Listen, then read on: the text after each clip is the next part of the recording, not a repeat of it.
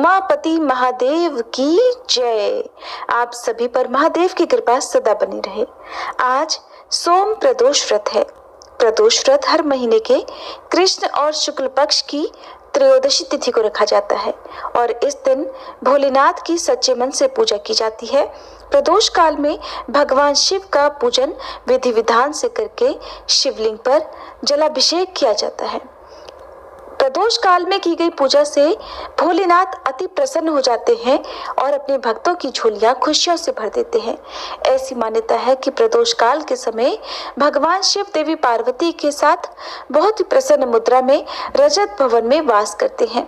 इसलिए प्रदोष व्रत में प्रदोष काल में पूजा जरूर करनी चाहिए। इस समय भोलेनाथ का सच्चे मन से ध्यान करके व्रत की कथा भी पढ़नी या सुननी चाहिए। व्रत की कथा पढ़े या सुने बिना व्रत अधूरा रहता है। जो लोग उपवास व्रत रखने में समर्थ नहीं है, उन्हें भी आज के दिन प्रदोष काल में इस कथा को अवश्य सुनना चाहिए, जिसे अब हम आपको सुनाने जा रहे हैं। पौराणिक कथा के अनुसार पूर्व समय में एक ब्राह्मणी अपने पति की मृत्यु के पश्चात निराधार होकर निराश्रय होकर भिक्षा मांगने लग गई।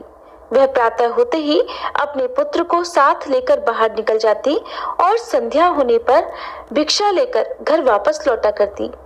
एक दिन उसको विदर्भ देश का एक राजकुमार मिला, जिसके पिता को शत्रुओं ने मारकर राज्य से बाहर निकाल दिया था। इस कारण वह मारा मारा फिरता था। ब्राह्मणी उस राजकुमार को अपने साथ अपने घर ले गई और उसका पालन पोषण भी अपने पुत्र की तरह करने लगी। एक दिन उन दोनों बालकों ने वन में खेलते खेलते गंधर्व कन्याओं को देखा। ब्राह्मण का बालक तो अपने घर आ गया, किंतु राजकुमार साथ नहीं आया, क्योंकि वह अंशुमति नाम की गंधर्व कन्या से बातें करने लगा था। दूसरे दिन वह फिर अपने घर से आया और वहां पर अंशुमति उस समय अपने माता पिता के साथ बैठी थी।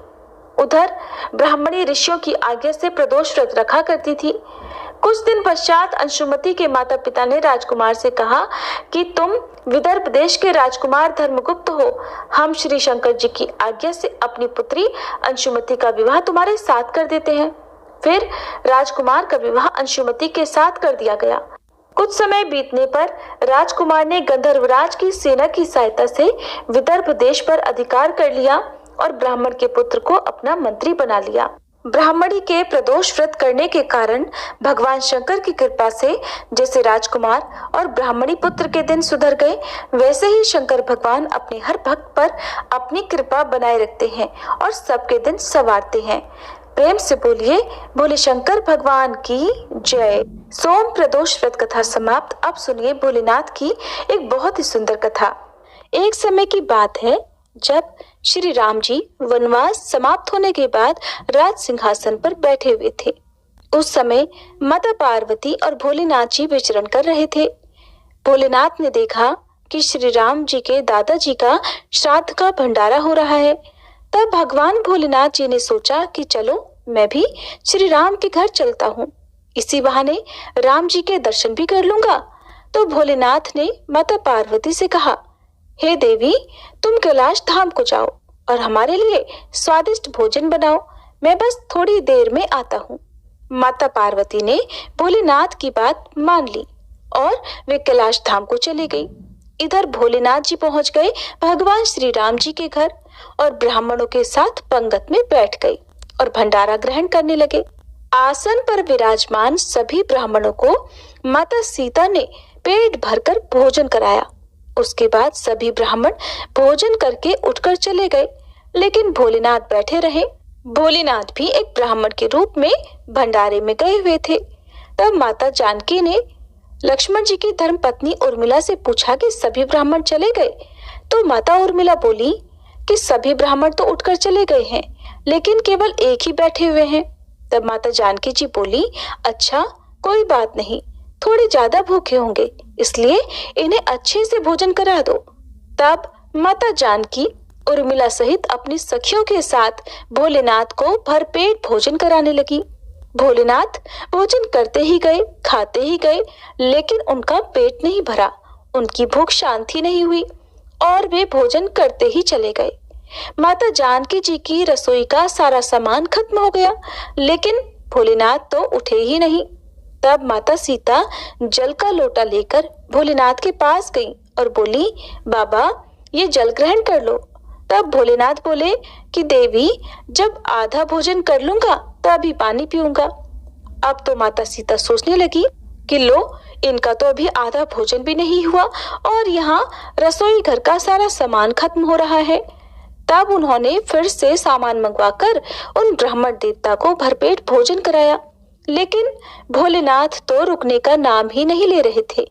इतनी ही देर में माता कैकेयी आ गई और पूछने लगी, क्या हुआ बेटी, तुम सब परेशान लग रही हो?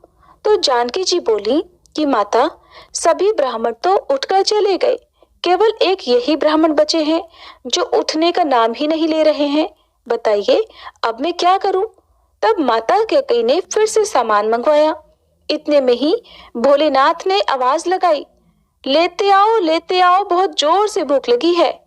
तब माता जानकी जी बोली, बाबा अभी तो आटा साना है, थोड़ी पूड़ी पका लूं फिर लेकर आती हूँ। तब भोलेनाथ जी बोले, अरे बेटा आटा ही ले आओ, मैं तो आटा ही खा लूंगा। अब तो भोलेनाथ ने आटा, दाल, चावल सब कुछ बिना बने ही रसोई घर में ले जाने से पहले ही समाप्त कर दिया। माता सीता हार कर दौड़ी दौड़ी श्री राम जी के पास गई। उन्हें परेशान देखकर श्री राम बोले, क्या हुआ जानकी जी, इतना परेशान क्यों हो? तब माता जानकी बोली कि हे प्रभु, सभी ब्राह्मण तो उठकर चले गए हैं, केवल एक ऐसा ब्राह्मण बैठा हुआ है जो कि सारे भंडार को खाली किए दे रहा है। राशन मंगवा कर लाओ तो रसोई घर में जाने से पहले ही बोरियों की बोरियां समाप्त कर दे रहा है। सीता जी की बात सुनकर श्री राम बोले, चलो मैं देखता हूँ कि ऐसा कौन आ गया है। श्री राम जी भंडारे में पहुंच गए। देखते ही पहचान गए कि अरे ये तो मेरे भोलेनाथ जी हैं। तब श्री राम ने भोलेनाथ को मन ही मन प्रणाम किया और कहने लगे कि जानकी जी, इन्हें तो कोई नहीं खिला सकता, इनको तो केवल अन्नपूर्णा माँ ही खिला सकती हैं। तब राम जी ने मन ही मन माता पार्वती जी को बुलाया और तब माता पार्वती जी प्रकट होकर बोली, क्या हुआ श्री राम जी, आपने मुझे क्यों याद किया? तब भगवान श्री राम बोले, माते ये बाबा तो उठने का नाम ही नहीं ले रहे, जरा देखिए तो। तब माता पार्वती जी बोली कि इन्होंने तो कहा था कि पार्वती तुम कैलाश पर खाना बनाओ, दोनों साथ में मिलकर खाएंगे, लेकिन मेरे स्वामी तो स्वयं यहाँ पर अकेले अकेले खा रहे हैं। तब माता पार्वती जी बोली कि चलो मैं देखती हूँ। तब माता ने एक लड्डू भोलेनाथ जी की थाली में रख दिया और भोलेनाथ उस लड्डू को खाने लगे। अब तो भोलेनाथ खाते चले गए, लेकिन लड्डू खत्म ही नहीं हो रहा था। भोलेनाथ सोचने लगे कि भला ये लड्डू खत्म क्यों नहीं हो रहा, ये तो जाना पहचाना लड्डू लग रहा है। भोलेनाथ जी ने सोचा कि ये कौन सा लड्डू माता सीता उन्हें खिला रही है। तब उन्होंने नजर उठाकर माता सीता को देखना चाहा। तब सामने माथे पर लाल बिंदी लगाए स्वयं अन्नपूर्णा माता पार्वती जी खड़ी थी। माता बोली, और कितने लड्डू रख दूं? माता पार्वती को देखते ही भोलेनाथ बोले, बस हो गया, मेरा पेट भर गया है। भोलेनाथ जी अब उठ गए। अब उनका पेट वास्तव में भर चुका था। भोलेनाथ जी भोजन करके उठ गए। तब भगवान श्री राम जी ने सीता जी सहित भोलेनाथ और माता पार्वती जी का बहुत बहुत आदर सत्कार किया और भगवान भोलेनाथ ने प्रसन्न होकर माता जानकी को अखंड सौभाग्यवती होने का आशीर्वाद दिया। फिर भगवान शिव देवी पार्वती सहित अंतर्ध्यान हो गए। प्रेम से बोलिए सियापति रामचंद्र की जय, बोले शंकर भगवान की जय। अब सुनिए भोले बाबा की आरती। ओम जय शिव ओमकारा, स्वामी जय शिव ओमकारा, ब्रह्मा विष्णु सदा शिव अर्धांगी धारा। ओम जय शिव ओमकारा, एकानन चतुरानन पंचानन राजे, स्वामी पंचानन राजे। हंसासन गरुड़ासन वृषवाहन साजे। ओम जय शिव ओमकारा, दो भुज चारु चतुर्भुज, दस भुज अति सोहे, स्वामी दस भुज अति सोहे। त्रिगुण रूप निरखता, त्रिभुवन जन मोहे। ओम जय शिव ओमकारा। अक्षमाला वनमाला मुंडमाला धारी, स्वामी मुंडमाला धारी। चंदन मृग मद सोहे, भाले शशिधारी। ओम जय शिव ओमकारा। श्वेतांबर पीतांबर बाघांबर अंगे, स्वामी बाघांबर अंगे। सनकादिक गरुड़ादिक, सनकादिक गरुड़ादिक, भूतादिक संगे। ओम जय शिव ओमकारा। कर के मध्य कमंडल, चक्र त्रिशूल धारी, स्वामी चक्र त्रिशूल धारी। सुखकारी दुखहारी, जग पालनकारी। ओम जय शिव ओमकारा। ब्रह्मा विष्णु सदा शिव, जानत अविवेका, स्वामी जानत अविवेका। प्रणवाक्षर में शोभित, ये तीनों एका।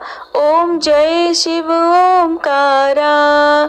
त्रिगुण स्वामी की आरती, जो कोई नर गावे, स्वामी जो कोई नर गावे। कहत शिवानंद स्वामी, सुख संपत्ति पावे। ओम जय शिव ओमकारा।